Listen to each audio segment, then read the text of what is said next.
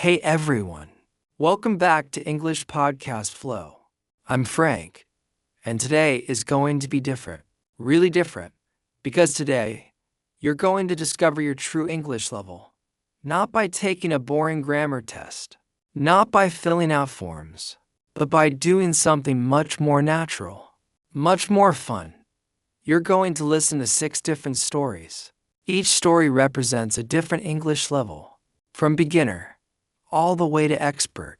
And here's how it works. You listen. You see how much you understand. And after each story, you give yourself a score from 1 to 10. If you understand almost everything, you're ready for the next level. If you feel lost or confused, that's your current level. And that's okay. This isn't a test to make you feel bad. This is a way to see where you are right now. So, you can celebrate how far you've come and see where you're going next. So relax, grab a pen and paper if you want to track your scores, and let's discover your English level together. Before we start, quick question. Have you ever wondered if you're actually improving? Or does it feel like you're studying but not getting anywhere? That's why tests like this are so important. Because they show you real progress. They show you what you've achieved.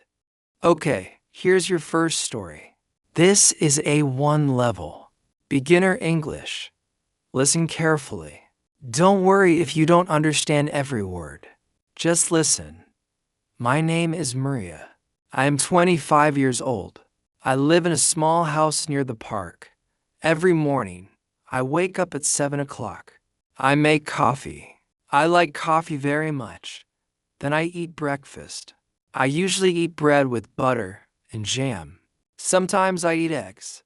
After breakfast, I go to work. I work in a library. I love books. I help people find books every day.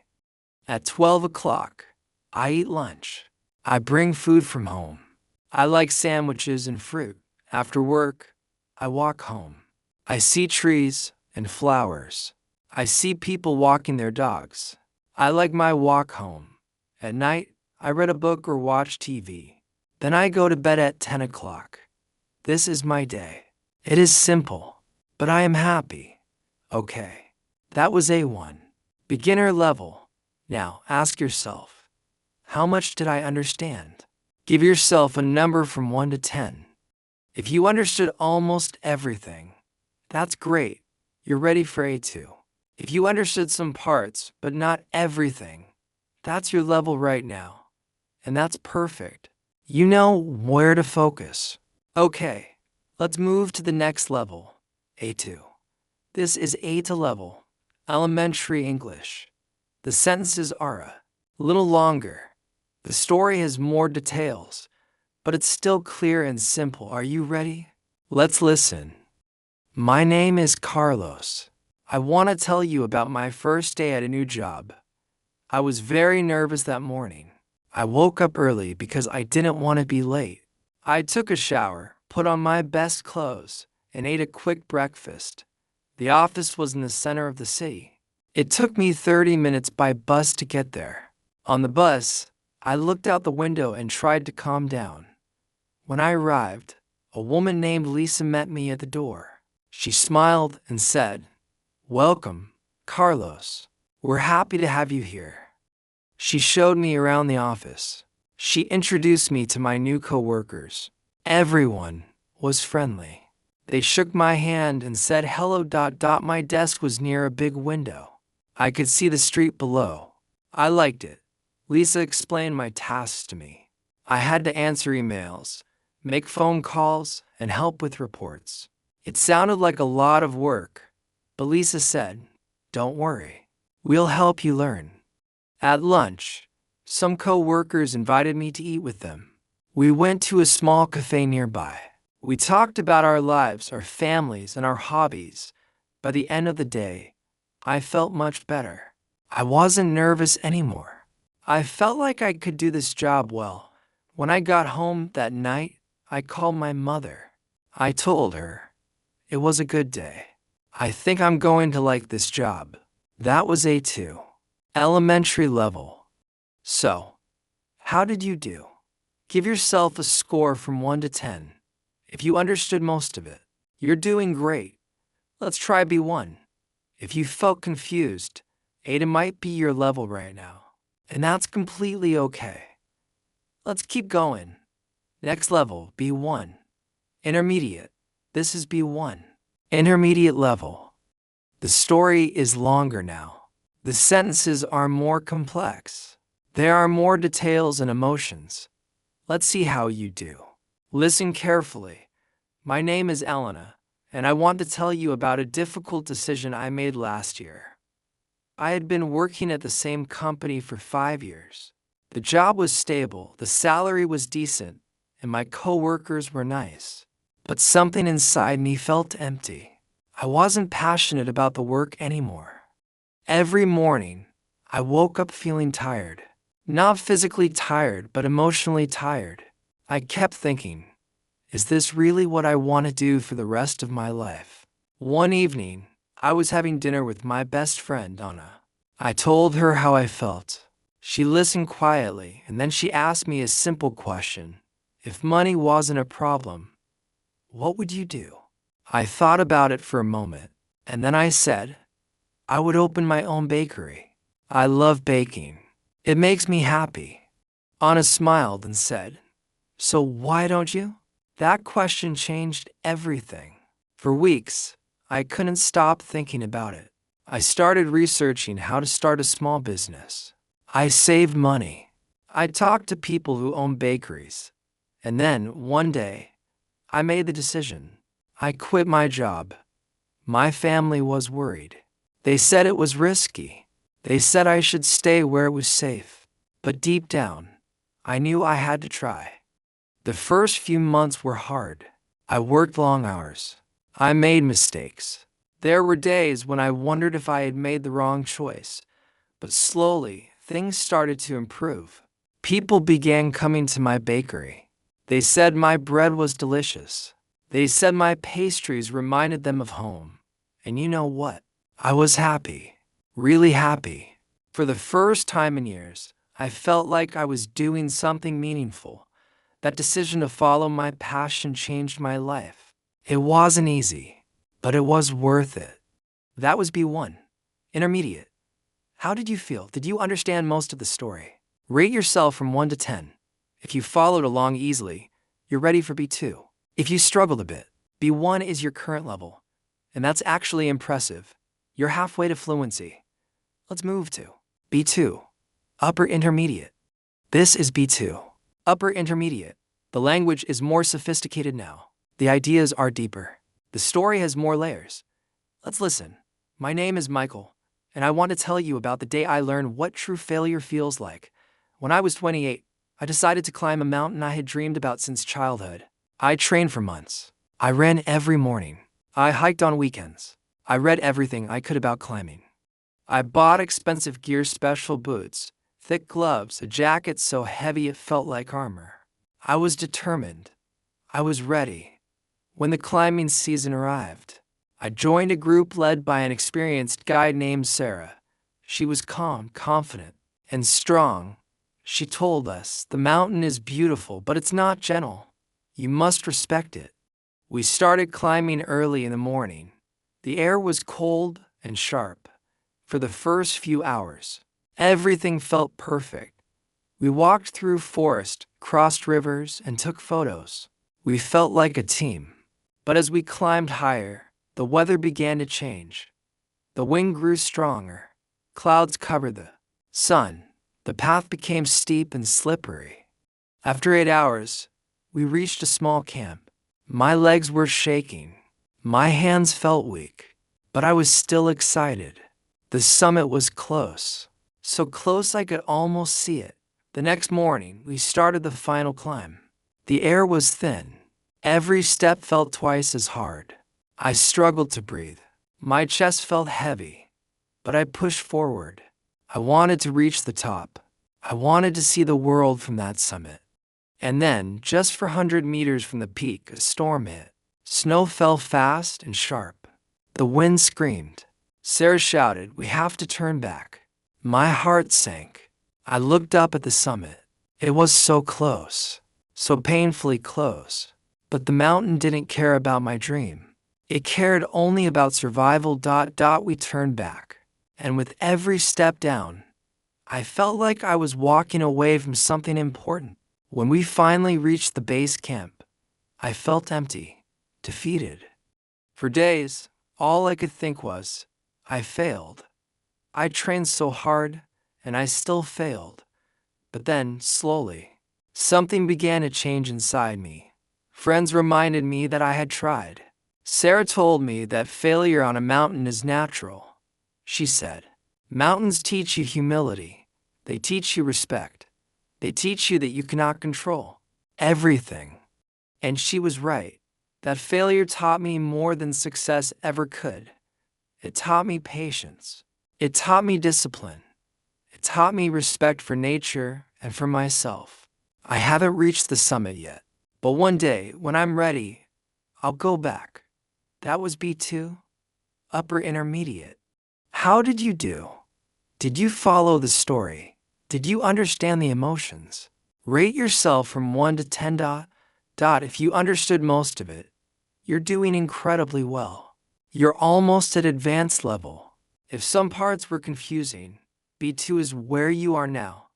And that's excellent progress. Now let's try. C1, advanced. This is C1, advanced level. The vocabulary is more sophisticated. The ideas are more abstract. The sentences are longer and more complex. Let's see how you handle this. Listen carefully. My name is Sophia, and this is the story of the professor who changed the way I see the world. I was in my 3rd year of university, studying psychology. Like many young students who had memorized just enough theories to feel clever, I believed that knowledge and wisdom were the same thing. I walked across campus with quiet confidence, but it was a confidence built on shallow foundations, the kind that collapses the moment something real challenges it. Everything changed when I joined a course taught by Professor Morgan. He was a thin, older man with silver hair and quiet eyes that seemed to observe more than most people ever said aloud. He never raised his voice. He didn't need to. Whenever he spoke, the entire classroom fell silent, as though all of us instinctively understood that what he was about to say carried weight.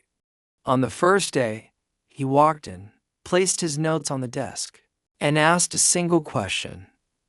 What do you think the purpose of education is? Students gave predictable answers. To get a job, to learn information, to become independent. Professor Morgan listened politely, then gently shook his head. What he said next has stayed with me ever since. The purpose of education, he said, is not to fill your mind with information. The purpose is to train your mind to see. At first, I didn't understand, but he continued. Knowledge is easy to collect. You can fill shelves with books and notebooks with definitions, but wisdom, the ability to discern patterns, understand behavior, and connect ideas is far more subtle. Real education begins, he said, when you stop trying to memorize everything and start observing what is actually in front of you. During that semester, his classes felt less like lectures and more like long conversations with someone who had spent a lifetime studying people, not just from textbooks, but from experience. He brought in stories from his own life, from former students, from strangers he met on trains or in cafes. None of the stories were dramatic, yet each one carried a deeper lesson that revealed itself only if you listened carefully. One story that stayed with me was about a student who failed his final exam. The student came to Professor Morgan, desperate and ashamed, asking for another chance. Instead of giving him a new test, the professor told him to return in 1 week with an observation. Confused, the student asked what he should observe. Professor Morgan simply replied, anything. Just watch the world carefully and bring back something that changes the way you think.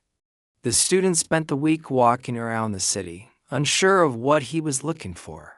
But one evening, he saw an old man feeding pigeons in a park. Children ran around him laughing. The birds moved in small circles at his feet. The scene was ordinary, almost forgettable. But the student noticed something unexpected. The old man looked completely at peace, as though that small, simple act was enough to fill his life with meaning. When the student returned, he told Professor Morgan about the man. He admitted he didn't understand why someone could look so calm during such a simple activity. Professor Morgan smiled and said, "You've learned your lesson. Happiness rarely comes from grand achievements. It often hides in the quiet, fleeting moments most people ignore." That story changed something in me. For years, I had believed my future happiness depended on big plans and impressive accomplishments. But I realized I had spent almost no time noticing the small, meaningful details of my life. Professor Morgan challenged us to keep a daily journal, not about tasks or goals, but about the things we noticed.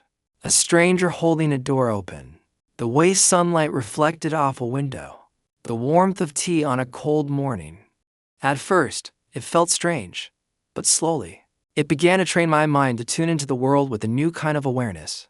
By the end of the semester, I felt like a different person. I listened with more patience. I read more slowly.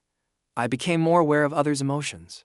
Professor Morgan taught me that intelligence is the ability to solve problems, but wisdom is the ability to understand people. That professor changed my mind, and without meaning to, changed the direction of my entire life. That was C1, advanced.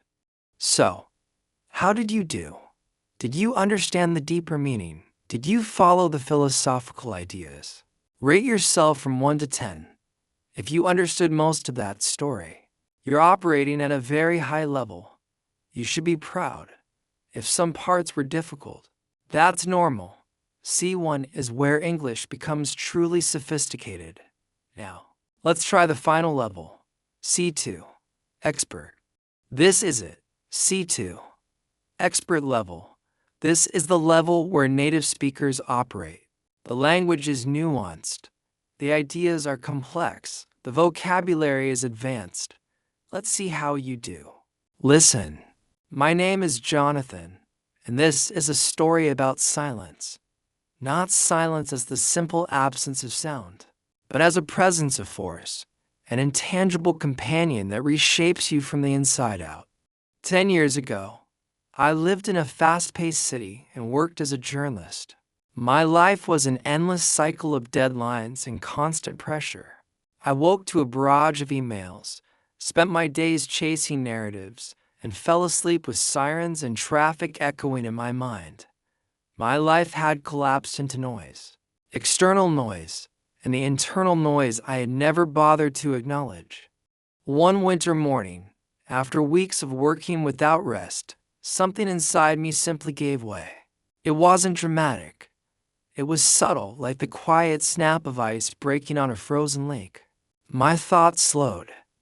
My body felt heavy, as though I had been carrying an invisible weight for years. Even the simplest tasks, answering a message, boiling water, felt overwhelming.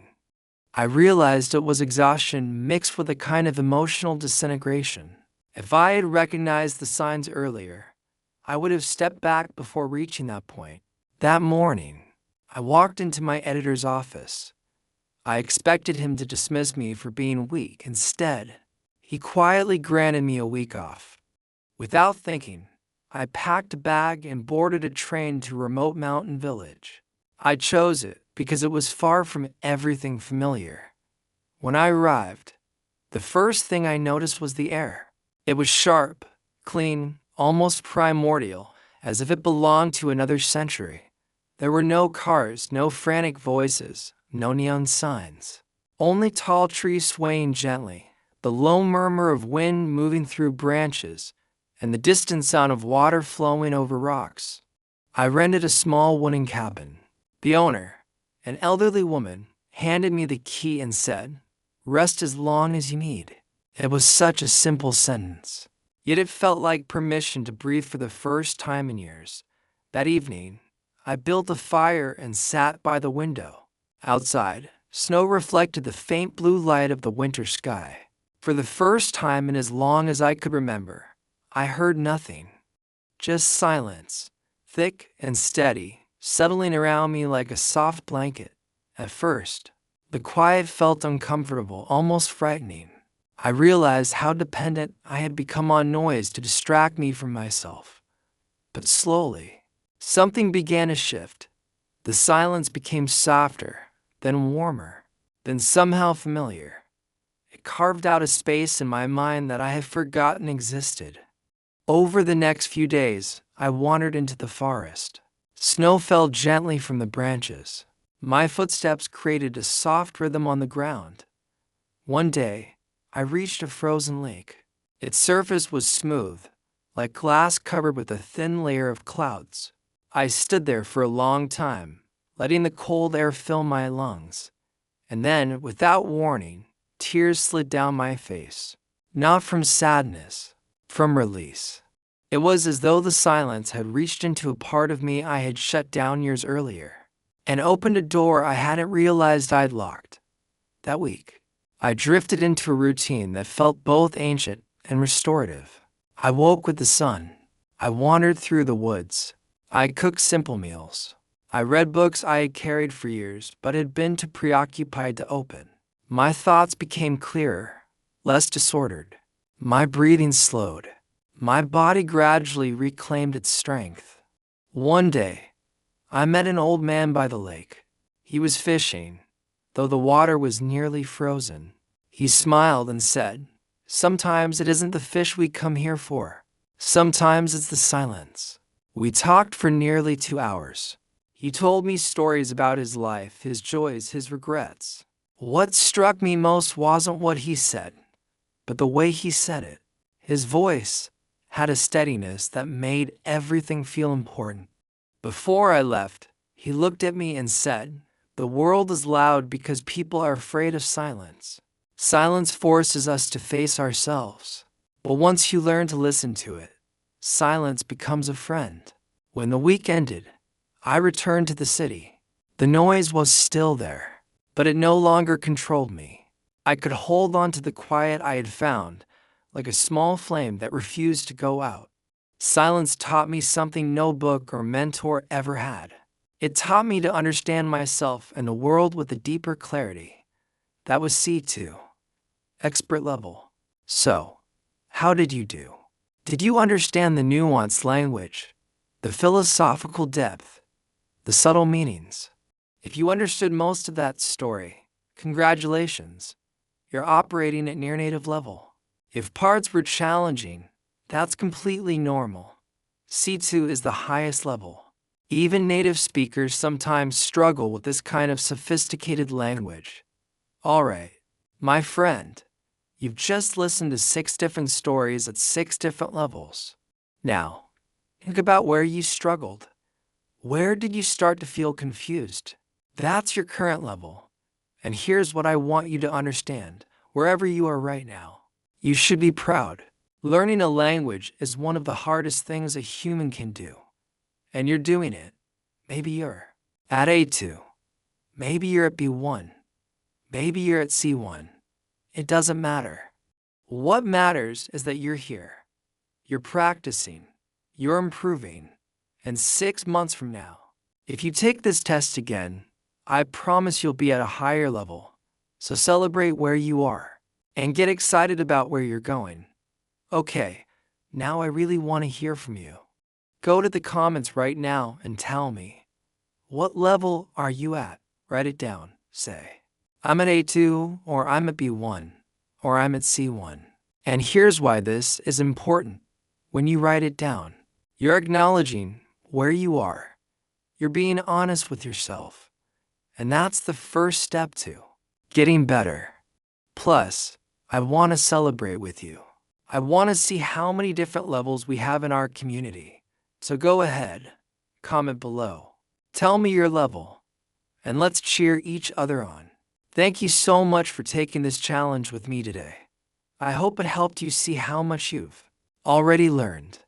And tomorrow, Alice is coming back with something really practical, really useful. She's going to talk about transportation in the United States. And I know what you're thinking. Frank, that sounds boring. But here's the thing. When you move to a new country, or when you visit, one of the first challenges you face is getting around. It's going to be fun. It's going to be practical. And you're going to learn English you can use immediately. So don't miss it. I'll see you tomorrow. Same time, same place. Right here at English Podcast Flow. Until then, keep listening, keep practicing, and remember, every level you reach is proof that you're becoming the English speaker you've always wanted to be. Take care, my friend.